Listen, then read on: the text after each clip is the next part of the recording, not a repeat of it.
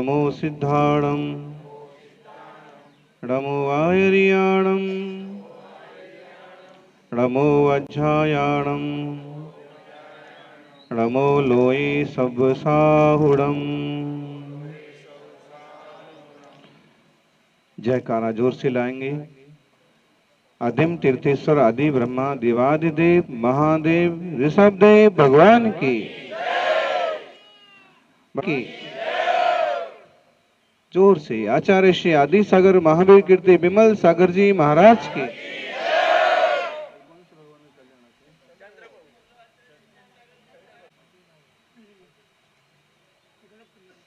आज जिनका गर्भ कल्याणक है मल्लीनाथ भगवान की और हमारे गुरुवर महान तपस्वी आचार्य गुरुवर सन्मति सागर जी महाराज की।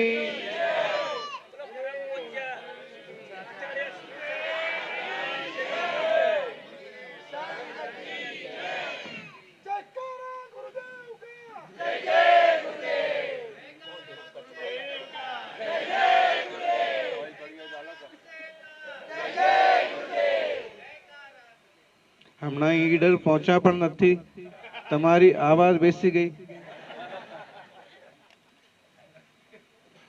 જે પંક્તિઓ મને બહુ ગમે છે. મૈત્રી ભાવનું પવિત્ર ઝરનો મમ હૈયામાં વહ્યા કરે. શુભ થાઓ આ सकल વિશ્વનો એવી ભાવના नित्य रहे. सकल जगनो सकल जगतनो शुभ थाओ, सौ जीवनो मंगल थाओ, बधानो कल्याण थाओ अनि बधा सुखी थाओ एवी भावना प्रत्येक हृदय में मम हृदय में नित्य रहे. सौभाग्यशालीओ मोटो सौभाग्यनो दिवस छे. आजे भारतीय नव संवत्सर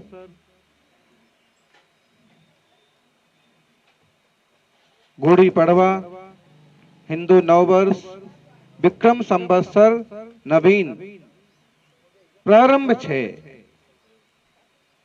आजनो दिवस केवो छे?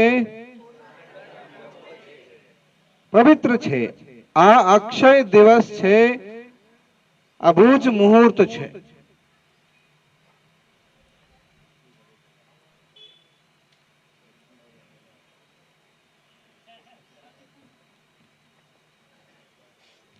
लोग तरसते हैं नए दिन मुनि संघ का सानिध्य मिले. सच में हमारा नया दिन हर दिन नया दिन है, हर पल नया पल है. और जो एक एक सांस मिल रही वो भी तो नई नई है. फिर भी हम भारतीय संस्कृति के हिसाब से विचार करते हैं तो आज साल का नया दिन है, पहला दिन है, गुड़ी पड़वा है. महाराष्ट्र में इसे बहुत ज्यादा जोर शोर से मनाते हैं. कलश लेते हैं, कलश में एक गुड़ी बनाते हैं और गुड़ी पड़वा मीठा खाते हैं और बहुत अच्छे से मनाते हैं. नया वर्ष है, नया दिन है और 2082 है ना, 2082 चालू हो गया आज से. ऐसे अच्छे मंगल दिन एक साथ 52 जिनालय की भूमि भिलूड़ा में 52 साधुओं का आगमन सौभाग्य का अवसर है. सौभाग्य छे.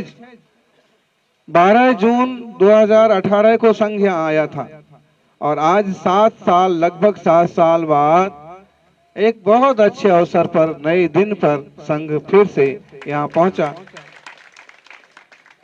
कारण छे ईडरगढ़नी मंगलमय प्रतिष्ठा महोत्सव. ईडरगढ़ पहाड़ ऊपर भवन की शिलान्यास के लिए खुदाई करते वक्त और तीर्थंकर प्रतिमाएं निकली. नेमिनाथ भगवान की मूर्ति प्रकट हुई और उनके लिए सुंदर जिनालय बनाया गया. तो ईडर वालों का भी सौभाग्य है. ध्यान रखिए एक एक पल चला जाता है और जब पूरा साल निकल जाता है तब हमको याद आता है कि एक साल पूरा हो गया। लेकिन एक एक मिनट कीमती है, एक एक समय कीमती है। लोग खोटे विचारों में अपना समय बर्बाद करते हैं। इसका बुरा हो जाए, उसका उल्टा हो जाए, उसका नुकसान हो जाए। लेकिन कोई सौभाग्यशाली होते हैं कि अपना हर एक पल अच्छे विचारों में बिताते हैं और बधानो कल्याण थाओ, अरा सुखी थाओ, सौनो मंगल थाओ, ये भी भावना। बुरा सोचने से क्या मतलब है? किसी का बुरा क्यों सोचते? जो बुरा सोचता है उसका बुरा हो जाता है। अपन अच्छा सोचें, अपना भी अच्छा, उसका भी अच्छा, अपना भला सबका भला।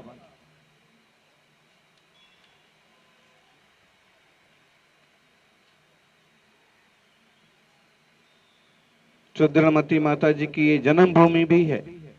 लेकिन बात बहुत अच्छी आप लोगों को सुनने की मिली। संसार में इस जीव ने कहां कहां जन्म नहीं लिया, सब जगह इस जीव ने जन्म लिया है। पशु पक्षियों की योनि में भी गया है। आज सौभाग्य से इंसान के चोले में आ गए, इंसान का शरीर मिला है, तो इसका सदुपयोग करो। बड़े भाग मानव तन पावा, सो दुर्लभ सब ग्रंथ निगावा। मनुष्य का शरीर मिलना, ये चौपाई कहाँ की है मालूम है? रामचरितमानस की है।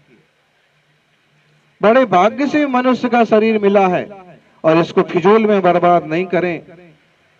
आवेश में, आक्रोश में, कसाय में, क्रोध में, मद में, माया में, कपट में, लोभ में इस जीवन को बर्बाद नहीं करना है। भगवान की भक्ति करते करते हमारा जीवन और समय जाना चाहिए। पेट तो पशु पक्षी भी भर लेते हैं, भोजन तो पशु पक्षी भी कर लेते हैं, लेकिन भजन करने का मौका केवल इंसानों को मिला। भोजन जितना जरूरी है, भजन उससे ज्यादा जरूरी है। एक बार भोजन करते हैं 10 घंटे तक भूख नहीं लगती है, एक बार भजन करते हैं 10 घंटे तक पाप नहीं लगते। इसलिए भजन करिए। मेवा मळे कि ना मळे, मन सेवा तमारी करवी छे। मुक्ति मळे कि ना मळे, मन भक्ति तमारी करवी छे। सुंदर पंक्तिओ छे, सरस गीत छे। मेवा मळे कि ना मळे, पण सेवा करवी छे। ईडरवाला युवाओ सेवा करवी छे। मेवा मळे ना मळे पण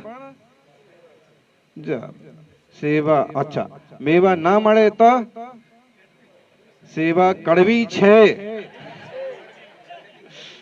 कड़वी छे। बहुत कम लोग मिलेंगे कि उनको साक्षात फल ना मिले और फिर भी सेवा करते रहें। आजकल जमाना है नाणानो, रुपये का। रुपया मिलता है, उनको समझता है कि बस रुपया ही सब चीज है, और जिस चीज में रुपया मिलता है उस चीज में वो शामिल हो जाते हैं। भक्ति और सेवा करने वालों को ध्यान रखना, रुपये नहीं मिलते हैं, लेकिन वो मिलता है जो रुपये वालों को भी नहीं मिलता है। सेवा करने से, भक्ति करने से आनंद मिलता है, शांति मिलती है, पुण्य मिलता है। आप सौभाग्यशाली हैं निश्चित रूप से कि मेवा नहीं मिल रहा है, साक्षात तो कुछ नहीं मिल रहा है, लेकिन फिर भी सेवा कर रहे हैं, और उस सेवा का फल होता है जीवन में सुख समृद्धि की उपलब्धि। और मुक्ति मळे कि ना मळे, भक्ति तमारी। या कलयुग में मुक्ति નથી, પણ ભક્તિ છે। भक्ति पण मुक्ति नो मार्ग। हाँ, ये भक्ति जो है, भक्ति ही तो मुक्ति का मार्ग है। कल युग एक नाम आधारा, सुमर सुमर नर उतर ही पारा। तुलसी कहते हैं इस कलयुग में एक आधार है नाम का। नाम लो, राम राम राम करते रहो, नाम लेते रहो, नमो रिहंताणम नमो रिहंताणम जपते रहो। ऐसे ही आपका बेड़ा पार हो जाएगा। कुछ नहीं आता है ना, बहुत उपास नहीं होते हैं। तपस्वी सम्राट सन्मति सागर जैसे उपास कोई कर सकता है? महीने महीने निर्जल उपास, और अंतिम 10 साल में केवल छाछ पानी, मट्ठा पानी, 48 घंटे में केवल एक बार, वो भी सिर्फ छाछ और पानी। कोई सादा आदमी होता तो हफ्ते भर में मर जाएगा, लेकिन वो 10 साल तक ऐसी तपस्या की, उसके बाद समाधि। तो अभी अपने बस का नहीं है कि उपवास कर लो। ऐसी गर्मी में मुनि महाराज एक बार आहार लेते हैं 24 घंटे में। कल हुआ 10 बजे, अब आज 10 साढ़े 10 बजे एक बार आहार होगा, उसी वक्त पानी। फिर पानी नहीं पीना। अभी इतना चल के आए तो पानी पिया किसी ने? कोई साधु पानी पीता नहीं, उनका नियम है 24 घंटे में एक बार, खूब गर्मी पड़े तो भी। और उसके बाद अगर उपवास करना है तो निर्जल उपवास होता है 48 घंटे का। ऐसे उपवास गुरुवर हमेशा करते थे, ऐसे महान तपस्वी। अब ऐसा तप करना तो बहुत दुर्लभ है। अभी आप यहां से उठेंगे तुरंत पानी पीने जाएंगे, बहुत प्यास लग गई, नाश्ता करने जाएंगे। क्यों? अपने बस का नहीं है कि बड़ा तप कर लें। एक आसन से ध्यान में बैठ जाएं, 4-5 घंटे को कौन बैठ सकता है? कोई मुनि महाराज बैठ जाते हैं, वो बात अलग है, आप बैठ सकते हैं? 8-10 घंटे एक आसन में ओम नमः शिवाय, ओम नमः जिनाय जाप करते रहेंगे 1 घंटे, 8, 5, 7 घंटे? नहीं हो सकता, ये भी नहीं हो सकता। फिर क्या हो सकता है? शास्त्रों का स्वाध्याय करो, संस्कृत प्राकृत भाषा के स्वाध्याय करो, घंटे घंटे 5-5 घंटे। ये भी नहीं जमता, बोले भाषा नहीं जमती। क्या जम सकता है? तो कम से कम जाप तो, नाम तो जपीस, बस नाम लेते रहो, इससे भी पार हो जाओगे। पूजा करना आता है, पूजा कर लो। सौभाग्यशालियों, जीवन में परोपकार बहुत जरूरी है। गर्मी का समय है, जैसे हमें प्यास लगती है ऐसे पशु पक्षियों को भी प्यास लगती है। गांव वालों ने अच्छा प्रबंध किया, यहाँ पर पानी नो बर्फ छे, पानी की टाकी छे, और पक्षियों के लिए दाने की व्यवस्था है। ये तो ठीक है, लेकिन अपने अपने घर, अपने अपने गार्डन, अपने मंदिर, मस्जिद, बगीचा, कहीं भी हमें स्पेस मिलता है और वहां पर छोटा मोटा घोंसला बनाना, दाने रखना, पानी रखना, और इंसानों के लिए भी पानी की व्यवस्था करना। आजकल तो पानी बोतल में बंद होके बिकता है, लेकिन वास्तव में ये हमारी संस्कृति नहीं है। गृहस्थ लोग घर के बाहर परब बनाते, पानी की प्याऊ बनाते, घड़े में पानी भर के रखते। गर्मी का मौसम है, राहगीर आएंगे, उनके पीने के काम आएगा। परोपकार करो। हमारे पास अगर कुछ ज्यादा है तो दूसरों की सेवा में अर्पण कर दो, दान कर दो।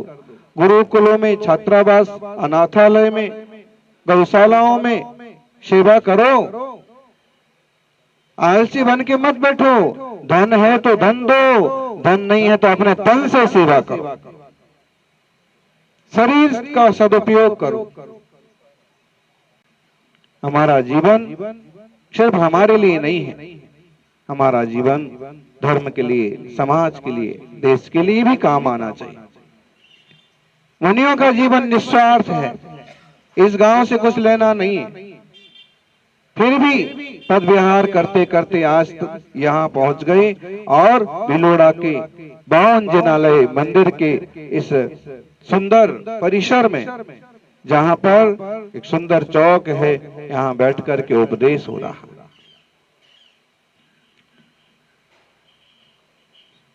सौभाग्यशालियों, सत्कर्म करोगे अच्छा फल मिलेगा, खोटा कर्म करोगे बुरा फल मिलेगा। ये लाइन बहुत महत्वपूर्ण है। कर्मण्येवाधिकारस्ते, इतना ध्यान दे लो, आप कर्म करने में स्वतंत्र हैं। आप अच्छा कर रहे कि बुरा कर रहे, उस पर आपका फिर कंट्रोल नहीं है। आप अच्छा करेंगे तो फल भी आप अच्छा होगा, और अगर बुरा काम करेंगे तो बुरा काम का बुरा नतीजा। बताइए, कोई शराब पीते हैं, कोई गलत खान पान करते हैं, इससे क्या भला होता है?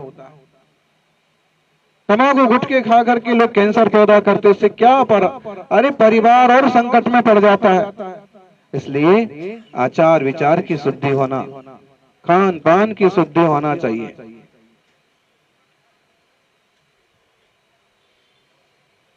आज हमको नहीं मालूम था कि जिस पेड़ के नीचे आदिनाथ भगवान ने 6 महीने तक तपस्या की, उस पेड़ के नीचे बैठ करके प्रवचन होगा।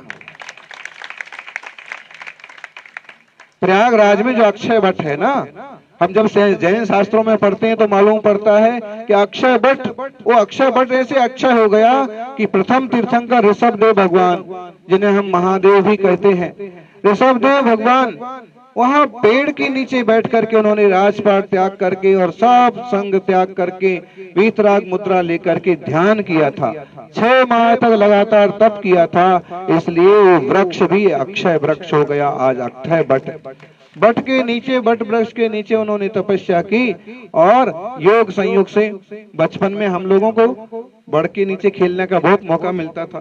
गांव में ऐसे वट का पेड़ था, सब बच्चे इकट्ठे हो जाते, स्कूल से गोल मार के आने का, छुट्टी है तो ठीक है, नहीं तो, और फिर वट के नीचे, हाँ, बड़ला, अच्छा, बड़ोदरा का नाम भी वट से ही पड़ा, बहुत बढ़िया।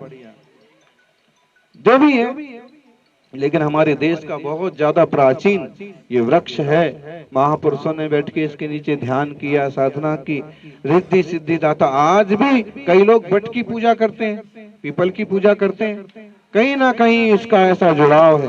और ऑक्सीजन देने वाला, ये हमारे महाराज जी देखिए, इनके यहाँ कोई पाटा नहीं है, कोई सिंहासन नहीं है, ये बड़ के पत्ते इकट्ठे करके और उसी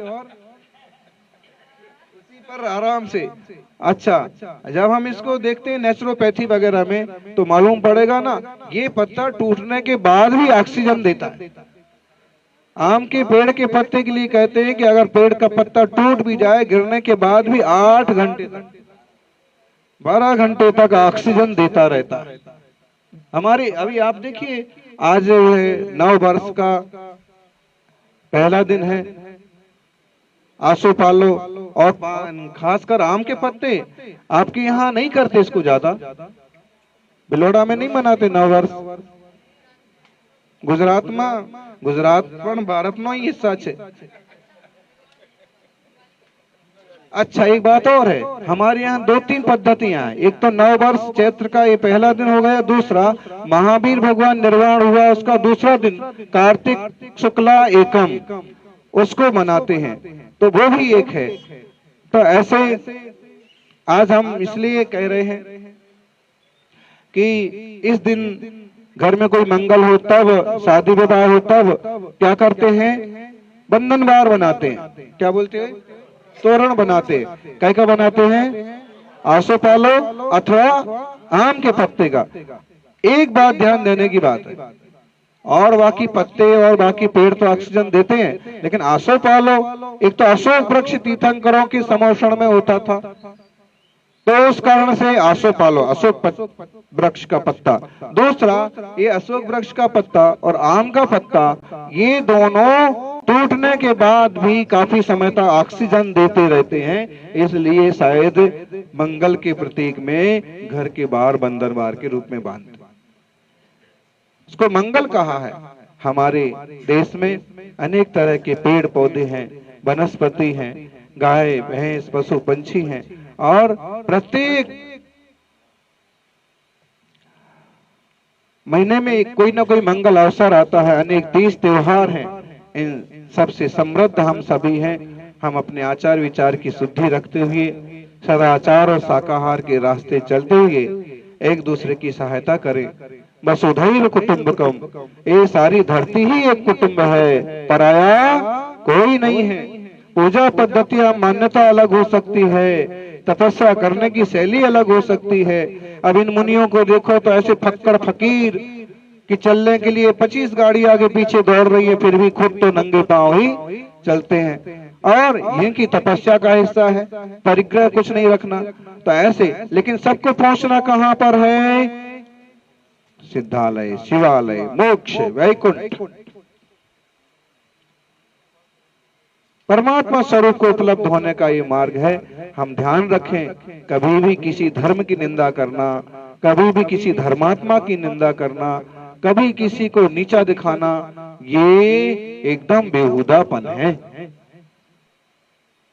हम शायदवादी, अनेकांतवादी इस बात को समझे। महावीर स्वामी ने अहिंसा सत्य के अलावा एक खास और बात कही, एक खास सिद्धांत दिया, अनेकांतवाद। घर में 4 सदस्य हैं, बेटे को लगता है पापा गलत है, पापा को लगता है बेटा गलत, बेटा सुनता नहीं। सासू को लगता है बहू बहुत अहंकारी है, बहू को लगता है। लेकिन अगर अनेकांतवाद से समझा जाए कि भाई वो जिस कंडीशन में है उस हिसाब से वो सही सोच रहा है, और तुम जिस कंडीशन में हो उस हिसाब से तुम सही सोच रहे हो, अगर एक दूसरे का एंगल समझ में आ जाए तो लड़ाई झगड़े का काम हमेशा के लिए खत्म हो जाए। निराकार ईश्वर की मान्यता भी नहीं, हम बिना आकार वाली ईश्वर का याद करेंगे सिर्फ, बस न मूर्ति न मंदिर। फिर साकार उपासना तो है ही, आज तो सभी लोग साकार उपासना की बहुत, और तो जो भी है बहुत विशाल है यह देश, बहुत प्राचीन है यहाँ की संस्कृति। हम अपनी संस्कृति और संस्कारों को संभालें। ब्राह्मी लिपि इस देश की प्राचीन लिपि है, प्राकृत भाषा इस देश की प्राकृत भाषा है, प्राचीन भाषा गुजराती भाषा और हिंदी। अंग्रेजी के पीछे तो जबरदस्ती लगे, वास्तव में हम अपनी भाषा ही सीख लें, उसको ही अच्छे से उपयोग कर लें तो भी हमारा भला हो जाए। और जितना सीख सको, सीखने की कोई मनाही नहीं है। बस हमारे मन में एक बात निश्चित रूप से हो, हमारे द्वारा किसी का बुरा नहीं होना चाहिए। हमारे कारण से किसी की आंख में आंसू आए तो हमारा जीना व्यर्थ है। सब लोग भजन कर रहे, क्यों मना करते यार? इतने अच्छे भजन कर रहे, शिव जी सुन करके प्रसन्न हो जाएंगे। ये लोग समझते नहीं, मंदिर में जाके भी बातें करते। अरे देवता के पास गए हैं, शांति के लिए गए हैं, गुरु के पास गए हैं, सुकून के लिए गए हैं, बात करने के लिए दुनिया पड़ी है। कितनी गजब की बात है। जिन चीजों से प्रेम बढ़ना चाहिए, जिन चीजों से शांति बढ़ना चाहिए, मैत्री बढ़ना चाहिए, उन चीजों को भी लोग झगड़े का कारण बना लेते हैं। बताओ, अगर धर्मायतन पूजा के स्थान ही झगड़े में कारण बनेंगे तो मिलने में कारण कौन बनेगा? मंदिर में जाके हम बातें करेंगे तो शांति से कहां बैठेंगे? तो हम शांति से बैठे, सहज भरे।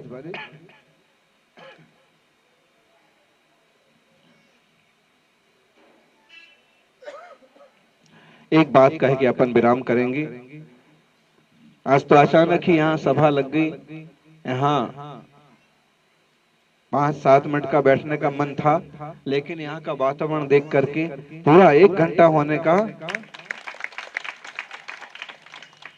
1 घंटा हो गया। जंगल में बैठने वाले हैं तो जंगल जैसा थोड़ा सा प्रशस्त वातावरण मिल जाता है तो अच्छा लगता है। और उसमें बट का वृक्ष, निकट में मंदिर, तो हाँ, और उधर मस्जिद। ये तो सब चीजें धर्म सीखने की चीजें हैं, धर्म सीखने की स्कूल है। मंदिर कहो, मस्जिद कहो, धर्मायतन कहो, ये सब क्या है? धर्म सीखने की स्कूल है। और धर्म क्या सिखाता है? मैत्री, प्रेम, मजहब नहीं सिखाता आपस में बैर करना, परस्पर सहयोग करना।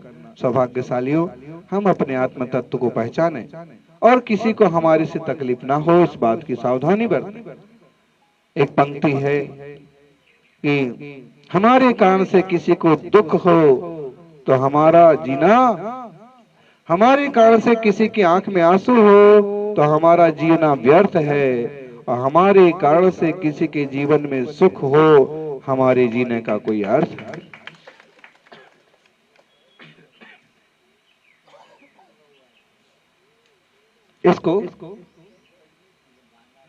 इसको जो है बांदा बोलते हैं। इस टाइप से जब दो तीन पेड़ एक साथ उगते हैं ना, इसको तंत्र विद्या में बहुत ज्यादा महत्वपूर्ण माना जाता है। हम तंत्र मंत्र करते नहीं ज्यादा, लेकिन फिर भी ये बहुत महत्वपूर्ण है। अपने यहाँ बहुत तरह की विद्याएं हैं, बहुत तरह की तपस्या है। आप बहुत बड़ी तपस्या न करें तो भी थोड़ा सा मौन रखना, बार बार नहीं खाना, बार बार खाओ लेकिन फेंको मत। कई लोग थाली भरते इतना सा खाएंगे और फेंकेंगे। अन्न का अपमान करने वाला कभी दाने दाने को तरस जाता है। इसलिए अन्न का कण और साधु का क्षण कभी बर्बाद नहीं करना। गुरु के पास जाए तो फालतू बात मत करो, उनसे ज्ञान की दो बातें पूछ लो। जात ना पूछो साधु की, पूछ लीजिए ज्ञान। मोल करो तलवार की, पड़ी रहन दो म्यान। दो बातें अच्छी बताओ, आशीर्वाद दो और अपने रास्ते चल दो, तो सभी का मंगल हो। इस चौराहे पर जैसे हम बैठे हैं, ऐसे ही हम सभी इंसानियत, एक इंसान के चोले में भी एक चौराहे पर है। अगर इस भाव में हमने अच्छे कर्म करे तो हमें अच्छी गति मिलेगी, सदगति होगी, मंगल होगा। चूकना नहीं है, हमें सही रास्ते चलते रहना है। व्यसनों से और विकारों से बचने का उद्यम करना है। जय बोलिए अहिंसामयी सनातन विश्व धर्म की। रहे सब जीव जगत के, कोई कभी ना घबरावे। बैर पाप अभिमान छोड़ जग नित्य नए मंगल गावे। घर घर चर्चा रहे धर्म की, दुष्कृत दुष्कर हो जावे। प्रेम